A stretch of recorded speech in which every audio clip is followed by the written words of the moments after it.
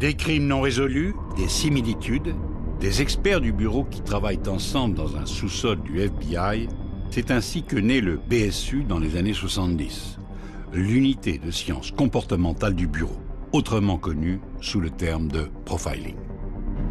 Et le résultat fait froid dans le dos. Il existe des centaines de tueurs en série, et le plus terrifiant, c'est qu'ils peuvent très bien habiter à côté de chez vous. Nul plus que le film Le silence des agneaux n'a autant popularisé ce que l'on appelle les serial killers.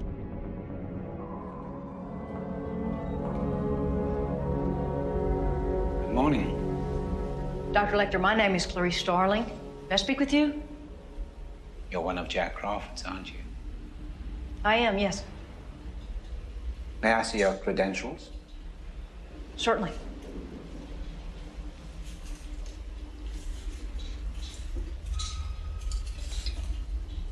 Closer, please. Closer.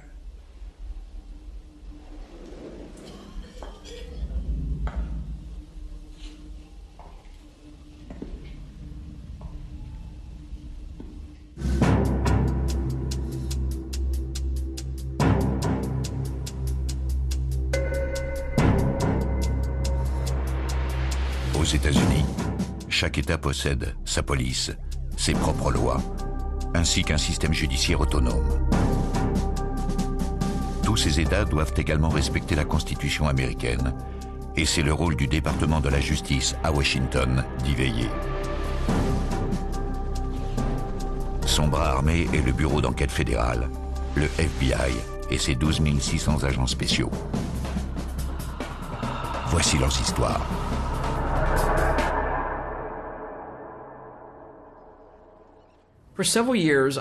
Pendant plusieurs années, j'ai fait partie d'une brigade criminelle affectée aux affaires non élucidées qui dépendait à la fois du FBI et de la police métropolitaine de Washington. On était chargé d'examiner les homicides non résolus à Washington.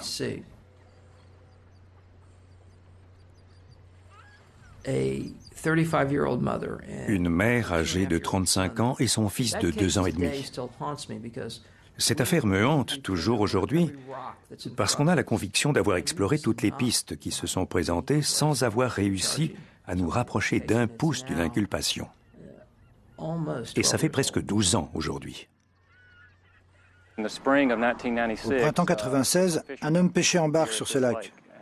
Il commençait à faire bon, pas mal de gens se promenaient. Quelque chose a attiré l'attention du pêcheur. C'était une grosse poubelle, un grand bac poubelle qui flottait dans l'eau. Il a donné quelques coups de rame pour aller le voir de plus près, et c'est là qu'il a découvert le corps et qu'il a appelé la police. La police m'a appelé immédiatement et je me suis rendu sur les lieux. On a sorti la poubelle de l'eau pour faire une analyse médico-légale et ils étaient là tous les deux. Et il est tout à fait possible, même si on ne peut pas en être certain, qu'ils aient été jetés à l'eau alors qu'ils étaient encore en vie. Au moment des faits, cette clôture n'existait pas. Donc de la route, on avait accès au lac tout le long du rivage.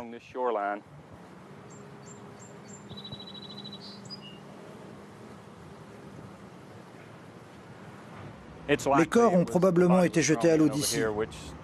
2 personnes ont dû suffire, vous voyez. Il s'est passé un truc particulier dans cette affaire qui a poussé les criminels à se débarrasser des corps. Il est difficile d'imaginer une façon plus inhumaine de faire ça. Ils les ont placés face à face dans une poubelle et ils les ont balancés dans un lac glacial en plein milieu de la nuit. Ces types-là ont décidé que c'était la meilleure chose à faire pour effacer leurs traces. On est forcé de se demander quel genre de personne est capable de faire ça.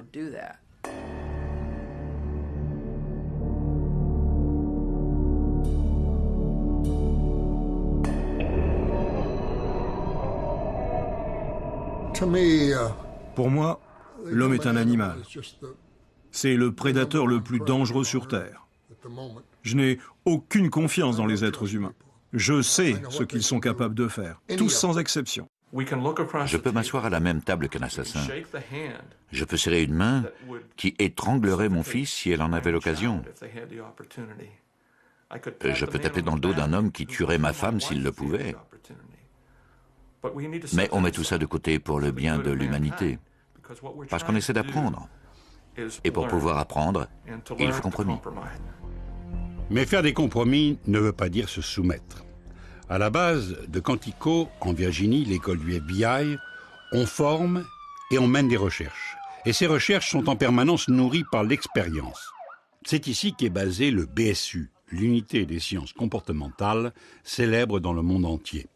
Le BSU doit son existence à un ancien moniteur de tir, Howard Tetton.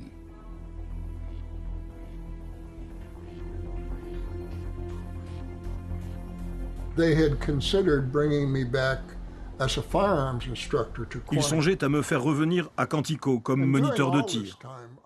Et pendant tout ce temps, je développais mon profilage, ce que j'appelais à cette époque criminologie appliquée.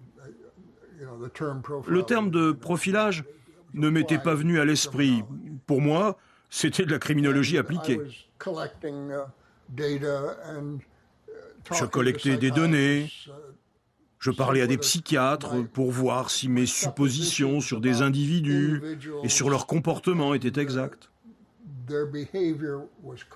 Par exemple, comment se comporte quelqu'un qui souffre de troubles mentaux donnés? Quel type d'emploi est-ce qu'il occuperait? Est-ce qu'il serait marié? Est-ce qu'il serait jeune? Vieux? Est-ce qu'il serait de telle ou telle origine ethnique? Voilà, ce genre de choses. C'est le type de données que je rassemblais.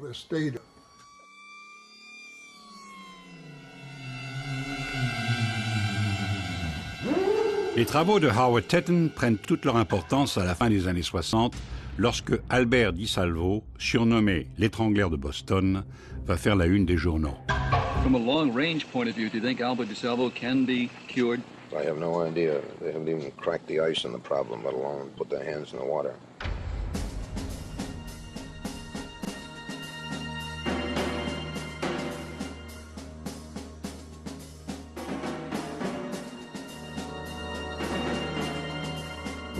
À l'époque, DiSalvo a finalement été appréhendé grâce au profil psychologique établi par l'éminent Dr. Brussels.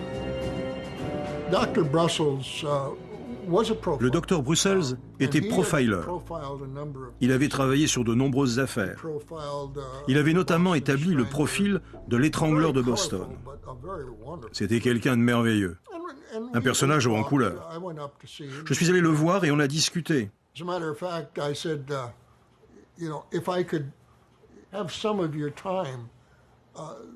Je lui ai dit que le FBI était prêt à le rémunérer, s'il voulait bien nous consacrer un peu de son temps, juste pour que je puisse converser avec lui.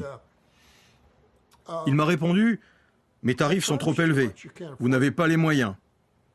Mais je suis patriote, donc je le ferai gratuitement. »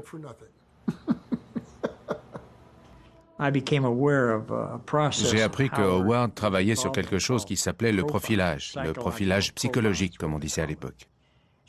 J'ai été le voir et je lui ai dit, si je comprends bien, vous faites du profilage psychologique. Il a fait, oui. Alors j'ai dit, eh bien, j'aimerais en savoir un peu plus là-dessus. Il a fait, pourquoi? Howard ne gaspille pas sa salive. Je lui ai expliqué que je m'intéressais à ce processus et que ça me serait utile dans la formation que je donnais. Il a fait « Asseyez-vous ».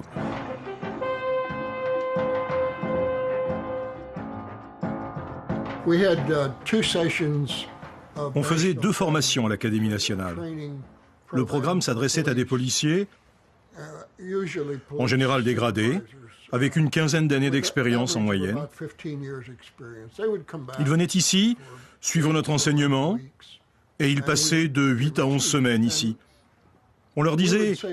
Si vous voulez suivre les cours de criminologie appliquée, amenez des crimes non élucidés, des old dogs, comme on disait à l'époque, des vieux clébards. Aujourd'hui, on appelle ça des cold cases, mais à l'époque, c'était des old dogs. Donc ils se pointaient avec leur dossier, et on leur montrait comment faire du profilage à partir d'une ou plusieurs de leurs affaires. Il arrivait même qu'on réussisse à résoudre une affaire. Ils appelaient leurs unités en disant « Fais ci, fais ça. Je me souviens qu'on a interrogé un type dans ce genre-là. » Eh oui, on a résolu quelques affaires comme ça. Each of the special agents of the Federal Bureau of Investigation must be ready and capable to meet any challenge. The security of our nation or the life of a loved one may depend upon him. Hoover et la psychologie, on n'était pas sûr que ça fasse très bon ménage. Il était plutôt de la vieille école. On ramasse les indices et on envoie les gens en tôle. La psychologie était vue comme une sorte de pseudo-science douce qui n'avait rien à voir avec le travail de police. Alors qu'en réalité, beaucoup d'entre nous pensaient que c'était un domaine inexploré qui offrait d'immenses possibilités pour mieux comprendre l'esprit des criminels. Les sciences comportementales possèdent la capacité de nous aider à mieux comprendre le comportement des criminels. Le fait de commettre un crime n'est pas fondamentalement différent d'autres tâches complexes que nous accomplissons dans la vie de tous les jours. C'est une série de décisions qui sont prises par le criminel. Donc, ce qu'on faisait dans l'approche comportementale, c'était d'inspecter la scène du crime et examiner les éléments que l'assassin a laissés derrière lui, qui indiquent les choix qu'il a faits. Ce que l'on fait concrètement au quotidien, c'est de l'analyse de crime et de scène de crime. Ça débouche sur deux choses. Une stratégie d'enquête, comment on va enquêter sur une affaire donnée, et une stratégie d'interrogatoire, comment on va interroger un suspect potentiel sur une affaire donnée. En d'autres termes, si vous enquêtez sur une affaire et que vous me demandez de faire un profilage, je peux vous dire, eh bien c'est un homme, blanc, qui a la trentaine, qui a tel type de passé criminel, qui vient de tel type de milieu, etc. Votre réaction devrait être « c'est très bien tout ça, mais comment est-ce que je peux le capturer ?» La chose la plus précieuse qui puisse émerger d'un profil, c'est une stratégie d'enquête ou une stratégie d'interrogatoire. Un profil n'est pas une fin en soi, c'est le moyen d'arriver à une fin.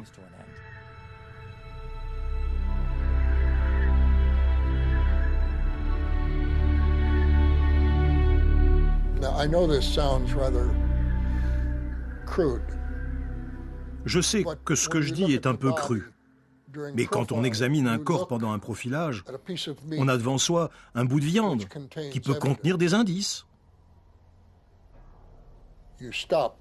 On ne pense plus au corps en tant que personne, parce que si on fait ça, on est prisonnier de toutes sortes d'a priori. On est révulsé par la mort, on est écœuré par le sang. Mais si on réussit à mettre ça de côté, alors on est devant un morceau de viande qui peut contenir ou qui peut être entouré de toutes sortes d'indices. Une série de meurtres d'enfants à Atlanta va être l'occasion de mettre à l'épreuve cette nouvelle science du FBI. Les meurtres ont commencé à l'automne 1980, en septembre-octobre. La police d'Atlanta a remarqué une constante. Ça touchait des jeunes garçons noirs de 6 à 12, 14 ans. De jeunes garçons. Ils disparaissaient et on les retrouvait morts. Maynard Jackson, le maire d'Atlanta, a été voir le ministre de la Justice de l'époque, Griffin Bell, et lui a demandé l'aide du FBI sur cette affaire, sur l'affaire du tueur d'enfants d'Atlanta. John Glover était l'agent du FBI sur place. Sa première affectation avait été à la tête du bureau de Milwaukee, où il était devenu le premier Afro-Américain à diriger une division régionale. Après Milwaukee, il a été transféré dans une division plus importante, celle d'Atlanta. Donc quand je suis sortie de formation au printemps 1980, M. Glover venait de prendre son poste. Et c'est le genre d'homme que n'importe quel agent aurait envie d'avoir pour supérieur. Maynard Jackson, le maire d'Atlanta à l'époque, était le premier maire afro-américain d'une grande ville du sud des États-Unis. Le préfet de police était Lee Brown, un afro-américain. Et le divisionnaire, George Anapa, un autre afro-américain. Donc on était vraiment dans une situation politique hors du commun. À Atlanta, il y avait un establishment politique noir et une banlieue blanche. Beaucoup de parents de victimes critiquaient la hiérarchie politique et la hiérarchie policière. Je sais que Maynard Jackson vivait ça très mal, parce qu'il se considérait comme l'élu des classes populaires, et les classes populaires s'en prenaient à lui. le critiquait parce que cette affaire tardait à être résolue.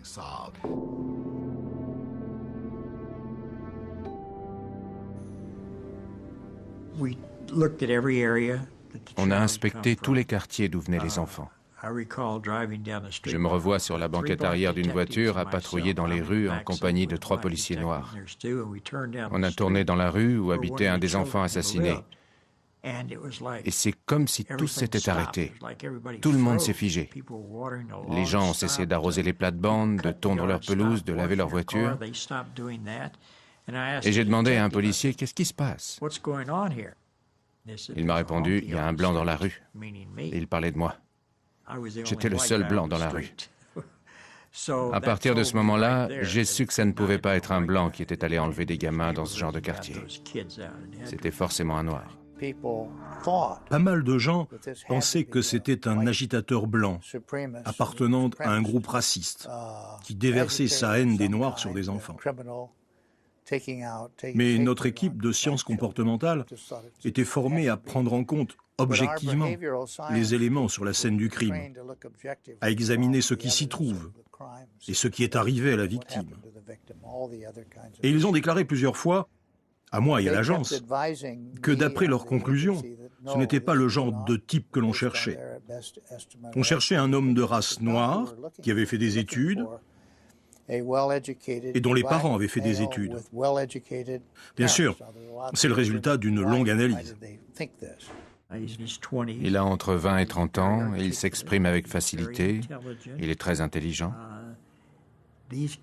Les gosses n'ont pas été véritablement kidnappés. Il les a manipulés, il les a convaincus de le suivre. Certains de ces gosses étaient des petits débrouillards, des gosses de la rue. Ils connaissaient la réalité de la rue. Ce n'étaient pas des victimes naïves qui sortaient droit du catéchisme. Ils n'étaient pas nés de la dernière pluie. Pour tromper un gosse comme ça, il faut connaître le monde de la rue aussi. Avec ce profil en tête, ils trouvent vite leur tueur. La technique de Wayne Williams était de repérer un gamin dans la rue ou sur un terrain de jeu et de l'aborder en lui proposant de venir passer une audition pour une comédie musicale.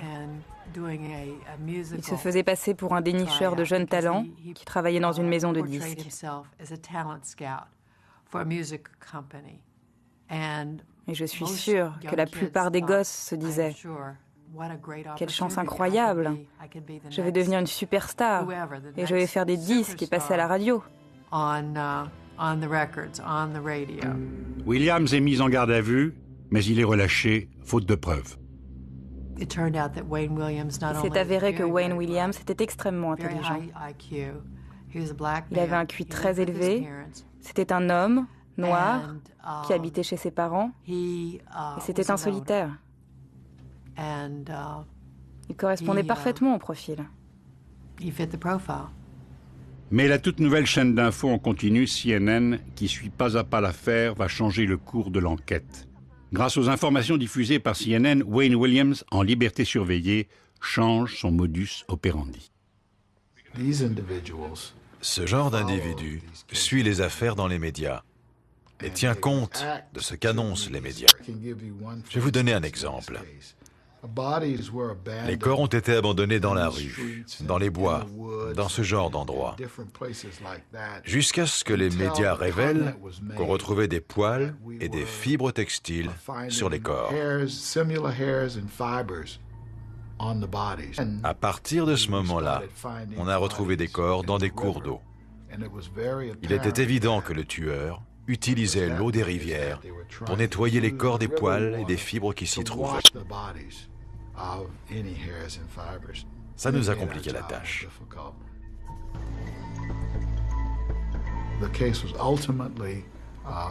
L'affaire est finalement arrivée à son terme parce qu'on pensait que le coupable jetait les gosses du haut d'un pont. Les 3 victimes précédentes avaient été retrouvées dans la Chattahoochee River ou dans la South River. On avait décidé de surveiller 17 ponts d'Atlanta pendant 30 nuits. Et la 29e nuit, on a interpellé Wayne Williams sur un pont. C'était vraiment une affaire fascinante. Pour CNN et le FBI, l'affaire Williams est résolue, mais pour certaines des victimes, il n'y aura jamais de justice. Tous les meurtres ne pouvaient pas être attribués à Wayne Williams. Le tueur en série était bien Wayne Williams, mais d'autres gosses avaient été tués par leurs parents ou par d'autres personnes. Mais quoi qu'il en soit, Williams a été condamné pour les meurtres que l'on est sûr qu'il a commis. Les crimes en série ont d'abord été motivés par la passion, par la violence, puis plus récemment par un désir de contrôle. Parce que le tueur décide non seulement du moment où la victime meurt, mais aussi de ce qui fera les gros titres de la presse le lendemain matin ou de ce qui ouvrira le journal télévisé.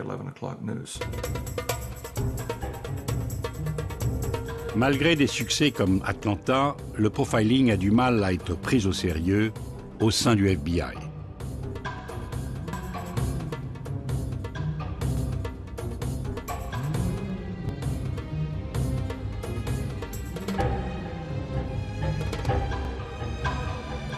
Le problème, c'était de réussir à obtenir les ressources, les financements et l'autorisation de faire un certain nombre de choses que le FBI n'avait jamais faites auparavant, comme faire de la recherche, aller dans les prisons pour mener des entretiens avec des tueurs et des violeurs en série. On voulait laisser de côté notre boulot de formation. Ce qui nous intéressait, c'était de travailler sur de vraies affaires, de mettre les mains dans le cambouis. Dans les enquêtes criminelles, nos virus, nos bactéries ne sont pas dans des éprouvettes ou entre deux lames de verre. Ils sont dans ce qu'on appelle le cimetière des vivants, le couloir de la mort. Mais il fallait de la ténacité, une méthodologie et surtout du courage. Les membres de l'unité des sciences comportementales voulaient faire des entretiens. Ils voulaient aller dans les prisons et demander « Pourquoi est-ce que vous avez choisi cette victime en particulier? Comment est-ce qu'une seule personne peut réussir à contrôler deux victimes à la fois ou même davantage? Est-ce que vous étiez dans la foule des badauds lorsque le corps a été découvert? Est-ce que vous êtes revenu sur les lieux du crime ?» C'était important, parce que ça nous ouvrait des perspectives. En voyant un crime, on pouvait dire « Ça, je crois que c'est le genre de type qui pourrait bien retourner sur les lieux du crime. » Ça ouvre des possibilités infinies pour une enquête, vous savez. John Douglas, Bob Rosler et moi-même, on s'est rendus à Boston, dans le Massachusetts, pour y rencontrer le docteur Anne Burgess. Elle dirigeait un service de psychiatrie à l'époque. On a passé 2 ou 3 jours chez elle à développer un protocole d'entretien, un questionnaire pour les tueurs en série. C'était le tout premier questionnaire jamais conçu pour des tueurs en série. Rustler, je me rappelle d'un tueur en série qui pesait 150 kilos, incarcéré à la prison d'Atascadero, en Californie.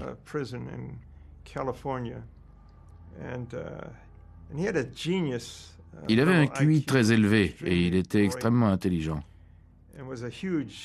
C'était une vraie armoire à glace. J'ai eu l'impression que Rustler lui avait dit un truc qui l'avait mis en colère. Rustler était seul dans la pièce avec lui. Peut-être que son collègue était sorti à un moment. Et ce balèze emprisonné pour avoir assassiné plusieurs personnes s'est penché en avant et il a fait « Je pourrais vous tuer là, maintenant ». En 1981, grâce à un événement, cette science va enfin gagner ses lettres de noblesse aux yeux du FBI et du monde.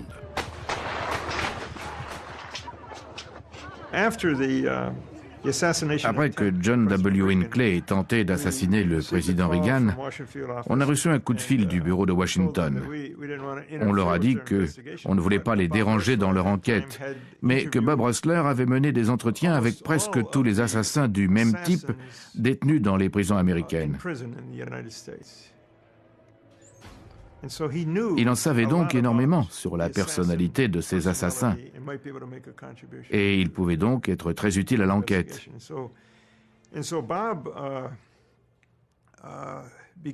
Bob leur a parlé du genre d'éléments qu'ils étaient susceptibles de trouver s'ils allaient dans la planque temporaire qu'occupait Hinckley ou chez lui, dans le Colorado.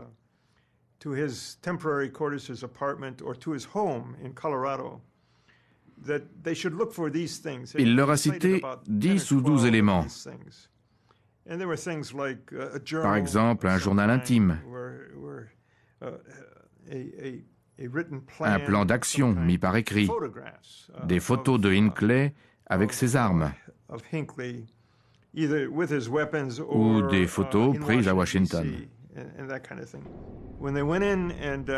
Et ils ont effectivement trouvé chacun des 12 éléments mentionnés par Bob Rössler. Ils ont trouvé une photo de John W. Hinckley devant le Ford Museum, anciennement le Ford Theater, qui est l'endroit où le président Abraham Lincoln a été assassiné. Hinckley voulait une photo de lui-même devant cet endroit parce que lui aussi comptait bien devenir un assassin célèbre. C'est après ce genre d'affaires que le FBI a commencé à se dire qu'on représentait un atout, qu'on pouvait être utile dans les affaires que traitait le bureau. Dans les papiers de John Hinckley, le FBI a découvert une lettre d'amour adressée à Jodie Foster, la toute jeune star du film Taxi Driver. La tentative d'assassinat contre Ronald Reagan est en fait une preuve d'amour.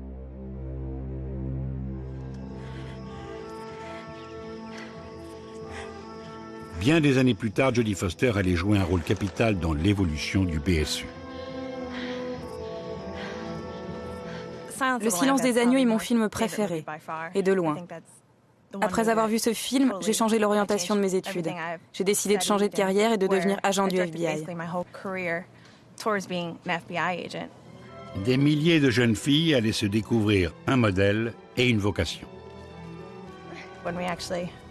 Quand on a tous prêté serment, j'ai vraiment été submergée par l'émotion.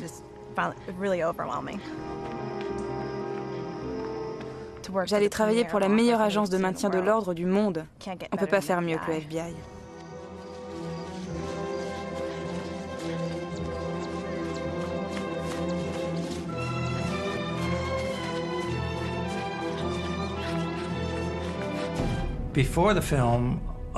Avant ce film, le grand public ne connaissait rien du travail des agents sur le terrain ou à l'académie. Après le film, tout a changé. Les gens savaient.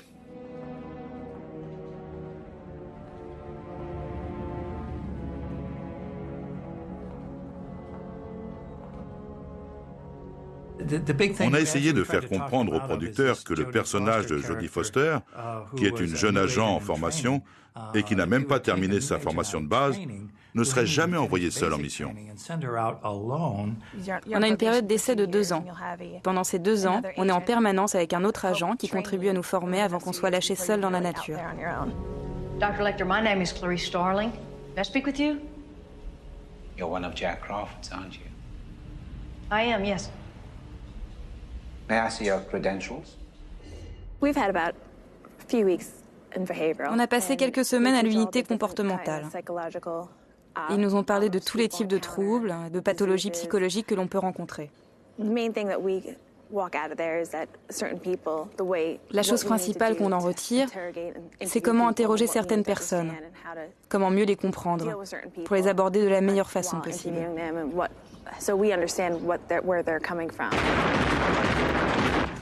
Jodie Foster a passé pas mal de temps au Centre national d'analyse des crimes violents.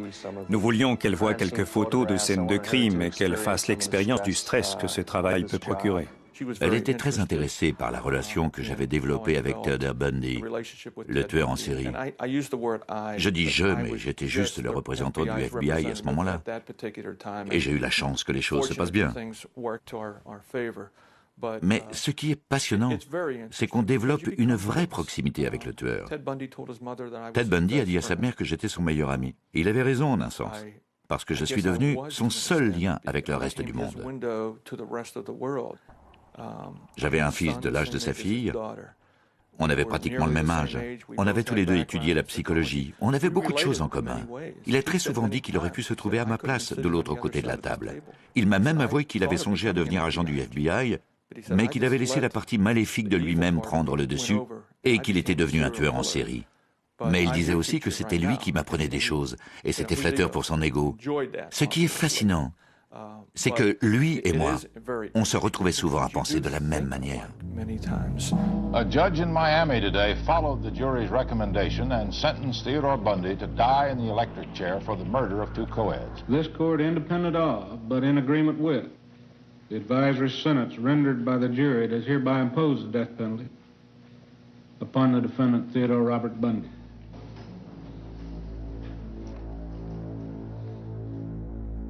Ted Bundy était un être humain très complexe, qui avait suivi des cours dans 4 ou 5 universités différentes, qui avait un diplôme en psychologie, qui faisait des études de droit. Il était brillant, séduisant, il venait d'une très bonne famille. J'ai passé des heures avec sa mère, avec son beau-père, avec ses frères et sœurs pour tenter de mieux le connaître. La nuit qui a précédé sa mort, Ted m'a avoué qu'il avait tué au moins 30 femmes. Mais il a aussi laissé entendre que ce nombre était beaucoup plus élevé. The mother of Theodore Bundy came to court today to plead for her son's life. Ted being the oldest, and you might say my pride and joy. Our relationship was always very special. My Christian upbringing tells me that to take another's life under any circumstances is wrong. And I don't believe the state of Florida is above the laws of God. Quand on étudie certains types de criminels et qu'on arrive à les comprendre, on peut parfois atteindre un stade que les psychologues appellent un crossover. C'est-à-dire que l'on est capable de prévoir avec pas mal d'exactitude ce que le criminel va faire. On n'est pas des devins. On arrive simplement à utiliser au mieux tout ce qu'on a appris pendant nos recherches et pendant notre formation. You're a bright young man. You made a good lawyer. I'd love to have you practice in front of me, but you went another way, partner. Bundy says he'll appeal. Meanwhile, he has been ordered to the state prison to await setting of the date of his execution in the electric chair. Ed Rabel, CBS News, Miami. Bundy a dit à Hegmaier qu'il divulguerait des informations sur d'autres jeunes filles qu'il avait assassinées si on lui promettait qu'il ne serait pas condamné à mort. Mais l'État de Floride a dit non.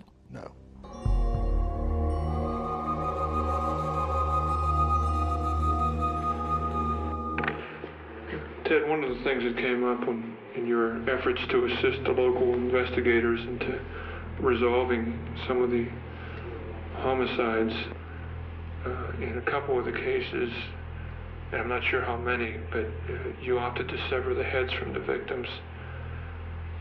And how many were there, do you recall, of 30? Oh, well, perhaps half a dozen. It's something that usually accompanied a high degree of arousal. In almost maybe a frenzy kind of state. Just a sexual arousal? Yes, it was something that it was maybe accompanied a high degree it involved a high degree of intoxication and a lot of anger and frustration, perhaps building up around a lot of other things in the weeks preceding that murder. It was almost, outside of those couple of occasions, I was sort of frenzied, lashing out. It was more an attempt to transport, conceal the remains. Well, like I said, we're so close, Bill, to being able to talk about everything.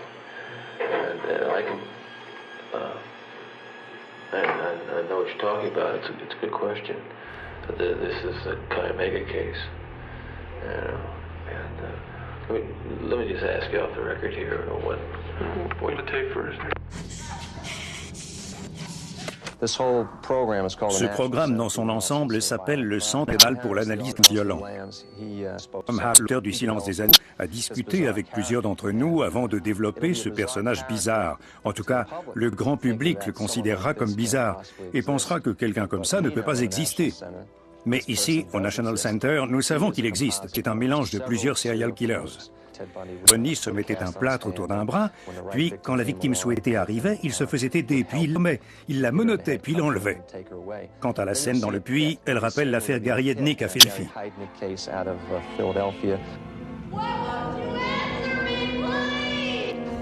Patterns of behavior. On aimerait beaucoup pouvoir étudier différents types de comportements alors qu'ils sont en train de se mettre en place, c'est-à-dire chez des sujets encore jeunes. On aimerait avoir la possibilité d'examiner des délinquants juvéniles pour essayer de repérer ceux qui deviendront des criminels violents. Au cours de mon travail sur les sciences comportementales au FBI, j'ai eu la possibilité de mener personnellement des entretiens avec un certain nombre de meurtrières. Aileen Wuornos était différente des autres tueuses en série avec qui j'ai pu discuter. Son histoire est vraiment tragique. Elle a été prostituée très jeune par sa propre mère. Elle a été victime d'abus sexuels de la part de membres de sa famille. Aileen a grandi avec un énorme sentiment de haine envers les hommes, parce qu'il l'avait toujours traitée comme un objet, comme un jouet. Elle racolait près des aires de repos pour routiers, car elle savait que leur...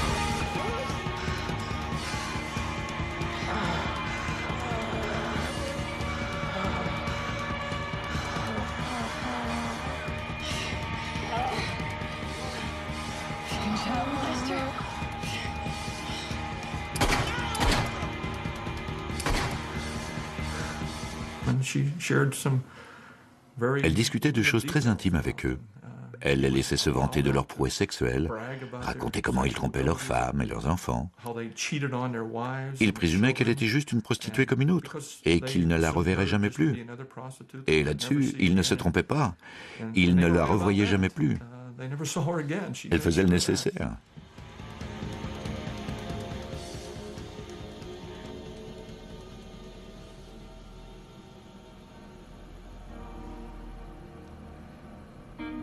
Ted Bundy planifiait son coup longtemps à l'avance.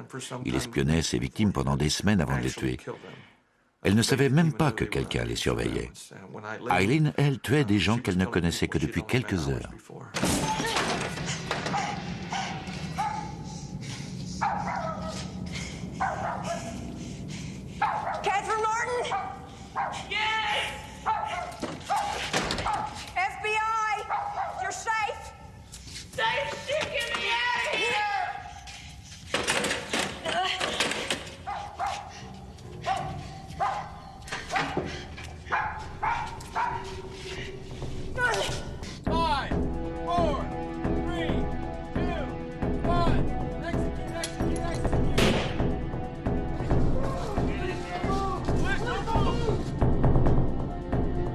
Pour les agents spéciaux, la barre est placée très haut. Les professeurs du BSU ont la lourde tâche de leur enseigner à utiliser la force, et même si nécessaire à tuer.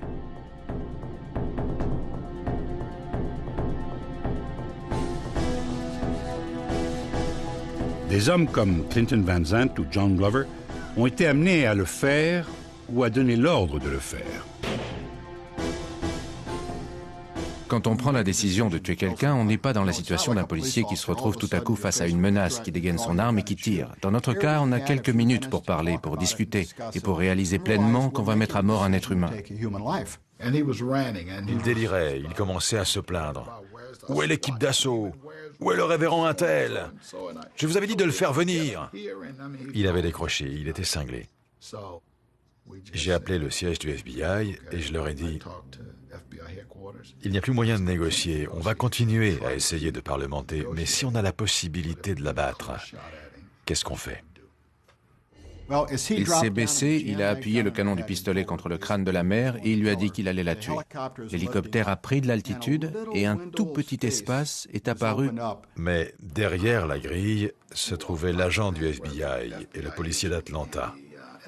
Et quand il est passé, ils l'ont abattu.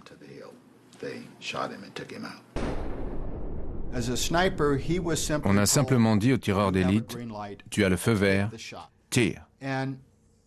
C'était un professionnel, il était entraîné, il était programmé pour faire ça. Il a tiré, il a tué un homme. Mais le type qu'il a tué ne représentait pas une menace pour lui. Donc je voulais qu'il comprenne bien pourquoi il avait dû donner la mort à cet être humain. Il a écouté attentivement tout ce que j'avais à lui dire.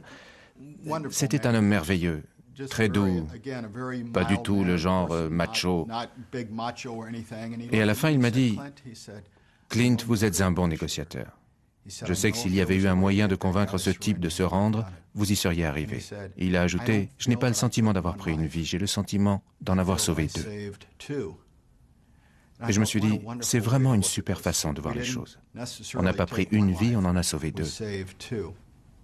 Parce que c'est ça notre boulot, sauver des vies. À Hogan's Alley, sur la base d'entraînement du FBI à Quantico, les professeurs du BSU enseignent aussi bien l'utilisation de la force que l'art de la négociation.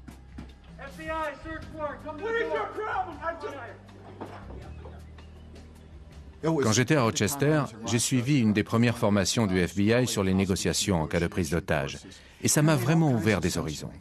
Il y a une chose que j'avais apprise au Vietnam et dont j'ai eu la confirmation au FBI, c'est qu'à la fin, c'est toujours les autorités qui gagnent. On peut envoyer 1 flic, 10 flics, 100 flics, on peut faire venir l'armée, on peut envoyer des bombardiers s'il le faut. On finit toujours par rassembler les forces nécessaires. On finit toujours par avoir un marteau assez gros pour écrabouiller le clou que représente un criminel. Mais est-ce que c'est vraiment nécessaire ? Est-ce que le devoir d'un agent du FBI, ce n'est pas d'utiliser son cerveau avant d'utiliser ses muscles et son flingue?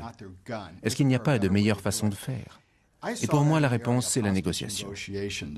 En avril 1993, Waco, au Texas, est le théâtre d'un duel désastreux entre ces deux écoles de pensée. J'étais chez moi. Je passais un dimanche tranquille en famille avec ma femme et mes enfants. Ce jour-là, j'avais prévu de rester à la maison pour me détendre avant de retourner au boulot à Quantico le lundi matin.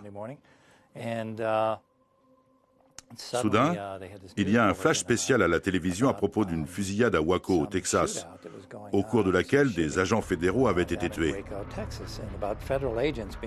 Bien sûr, ça a immédiatement attiré mon attention. J'ai vu ces images très spectaculaires d'agents qui tiraient, qui tombaient des toits, et je me suis dit, mais qu'est-ce que c'est que ce truc?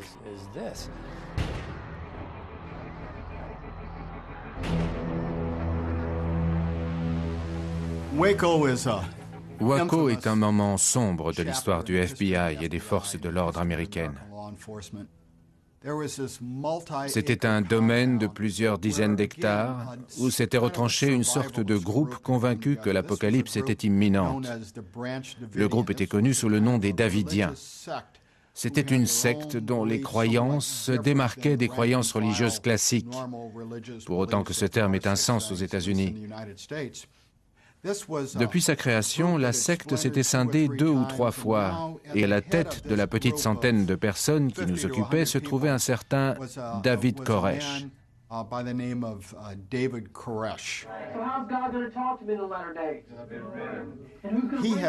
Il avait séparé les maris et les femmes du groupe. Il avait interdit aux maris d'avoir des relations sexuelles avec leur épouse, parce que pour appartenir aux Davidiens, il fallait être pur. Le seul qui a le droit de coucher avec vos épouses, c'est moi, David Koresh. Le seul qui a le droit de coucher avec vos enfants, c'est moi, David Koresh. Donc il s'était constitué son harem. Il existe une agence fédérale appelée l'ATF, chargée de la répression des fraudes concernant l'alcool, le tabac et les armes à feu. Ils avaient été informés que les Davidiens étaient en possession de mitraillettes, de fusils automatiques et d'explosifs, et ce, en violation des lois fédérales. L'ATF a décidé de faire une descente, d'organiser un assaut et d'arrêter tous les Davidiens et de saisir toutes les armes illégales. Et je crois qu'en faisant ça, ils voulaient montrer à l'opinion publique américaine de quoi l'ATF était capable. Ils se sont pris une raclée et on a demandé au FBI d'essayer de réparer les dégâts. Mais le train avait déjà déraillé. Il n'y avait plus rien que nous puissions faire. Il y avait des désaccords au sein même du FBI sur la tactique à adopter. L'agent spécial aux commandes à l'époque était partisan d'une ligne dure. Il voulait être très ferme avec eux. Il voulait leur mettre la pression. Il avait le sentiment que si on les maintenait sous pression sur le plan tactique, on finirait par les forcer à sortir. En fait, il avait une attitude extrêmement condescendante envers les négociateurs. Il pensait que c'était une approche qui était molle, faible et inefficace. Il préférait la manière forte. Un des types avec qui on négociait le plus, c'était Steven Schneider, le lieutenant de Koresh, le numéro 2 de la secte. On discutait avec Schneider et on lui disait « Écoute, t'es dans une situation où tu peux pas coucher avec ta femme. Mais Koresh, lui, il peut faire ce qu'il veut avec elle. Koresh couche avec ta femme, mais il t'interdit de le faire. On n'est pas des spécialistes de la Bible, mais ça dit pas quelque part que l'adultère, c'est mal? Il y a eu une fusillade, il y a des morts dans votre enceinte, il y a des agents fédéraux morts à l'extérieur. Un type couche avec ta femme, mais toi, t'as même pas le droit de la toucher. Tu crois pas que tu ferais mieux de prendre ta femme et ton gosse et de te barrer? On était à ça de le convaincre de sortir. Pendant que les négociateurs tentaient de convaincre les Davidiens de se rendre, l'équipe tactique continuait son offensive. Ils envoyaient des bulldozers écraser les voitures des Davidiens. Si des Davidiens mettaient le nez hors de la maison, il leur balançait des grenades aveuglantes pour les effrayer et les forcer à rentrer. Toute la nuit, il balançait de la musique à tue-tête pour empêcher les Davidiens de dormir et pour les faire craquer par manque de sommeil. Donc, toutes les tentatives des négociateurs étaient en quelque sorte annihilées par ce que faisait l'équipe tactique. Ça ne veut pas dire qu'il ne fallait pas faire ce qu'ils faisaient. Si les Davidiens avaient capitulé et s'ils s'étaient rendus, on aurait tous été ravis. Mais on avait affaire à un groupe d'hommes, de femmes et d'enfants qui avaient juré allégeance à David Koresh. Finalement, comme chacun s'en souvient probablement, ils ont décidé de tout régler par la force en balançant des gaz lacrymogènes. Et là encore, le jour n'était probablement pas très bien choisi pour faire ça, parce qu'il y avait énormément de vent.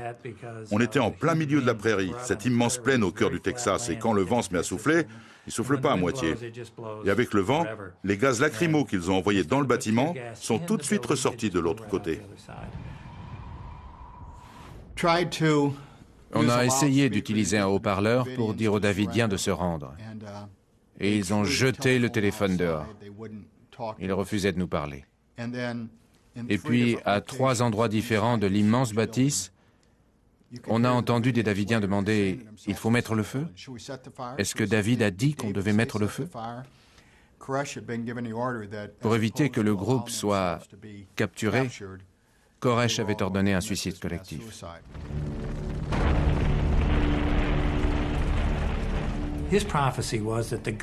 Koresh avait prophétisé que le gouvernement viendrait et commencerait une guerre, et que ce serait le début de l'Armageddon. Donc en fait, on validait sa prophétie. Ses prêches parlaient des chariots de feu de la Bible. Regardez par la fenêtre tous ces véhicules militaires, il disait. Ça, c'est les chariots de feu. Les derniers jours du monde sont là. Ce sont les derniers jours du monde. C'est la fin des temps. Si vous partez, vous serez condamné à la damnation éternelle. Mais si vous restez à mes côtés, alors vous aurez le salut éternel. Franchement, nos négociateurs sont plutôt bons, mais ils ne peuvent pas vous garantir le salut éternel. C'est quelque chose qu'on ne peut pas mettre sur la table. Les pizzas, on sait faire. Les hamburgers, on sait faire. Mais le salut éternel ou la damnation éternelle, ça, c'est pas notre rayon.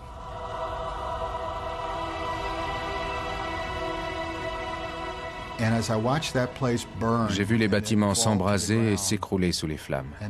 85 personnes ont péri, des hommes, des femmes, des enfants. Certains s'étaient tiré une balle dans la tête, les enfants étaient morts asphyxiés par la fumée. Ils étaient tous morts. C'est probablement le pire moment de ma carrière d'agent du FBI, parce que tout ce que j'avais tenté a échoué. 85 personnes étaient mortes parce que nous avions échoué. Nous n'avons pas été capables de trouver un moyen de résoudre ce conflit sans avoir recours à la violence. La tragédie de Waco illustre tout le danger d'une société ancrée dans la violence et armée jusqu'aux dents. En centralisant et étudiant toutes les statistiques, le FBI et le BSU ont une vision globale de ce phénomène.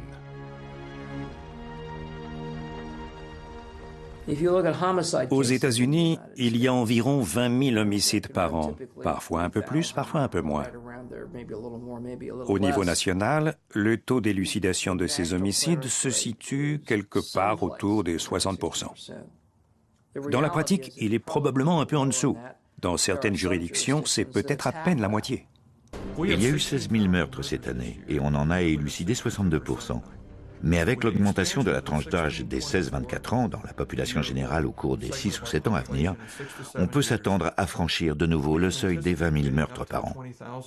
Lorsque des soldats sont démobilisés après un conflit armé, il y a toujours une poussée de crimes violents. La plupart du temps, ce sont des crimes domestiques parce que les vétérans ont des problèmes de réadaptation. Dans 7 ans, lorsque la population augmentera, que nos troupes rentreront au pays et que les récidivistes sortiront de prison, alors on aura de sérieux problèmes.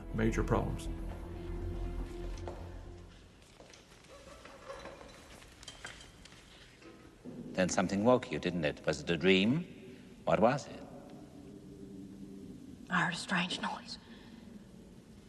What was it? It was screaming. Some kind of screaming, like a child's voice. What did you do?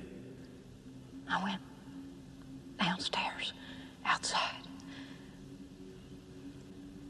I crept up into the barn. I was so scared to look inside, but I had to. What did you see, Clarice? What did you see? Lambs.